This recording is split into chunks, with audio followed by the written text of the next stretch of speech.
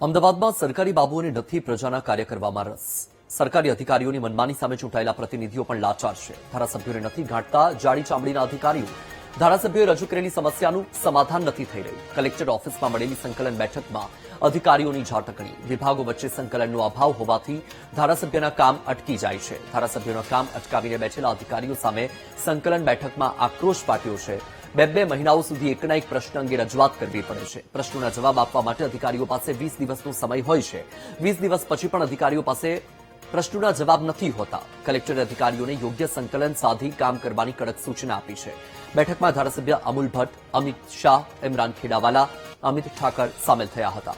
ધારાસભ્ય કૌશિક જૈન, પાયલ કુકરાણી, કંચન રાદડિયા, હર્ષદ પટેલ, જીતુ પટેલ પણ સામેલ હતા. તો આપણે જણાવી દઈએ કે અમદાવાદમાં જ્યાં એક તરફ સરકારી બાબુઓને પ્રજાના કાર્યો કરવામાં રસ નથી, સરકારી અધિકારીઓની મનમાની સામે ચૂંટાયેલા પ્રતિનિધિઓ પણ લાચાર જોવા મળી રહ્યા છે. જી હા, જાડી ચામડીના અધિકારીઓ ધારાસભ્યોને પણ નથી ગાંઠતા. ધારાસભ્યોએ રજૂ કરેલી સમસ્યાનું પણ સમાધાન નથી થઈ રહ્યું, તો પછી સામાન્ય જનતાનું તો શું આવે? કલેક્ટર ઓફિસમાં મળેલી સંકલન બેઠકમાં અધિકારીઓની ઝાટકણી.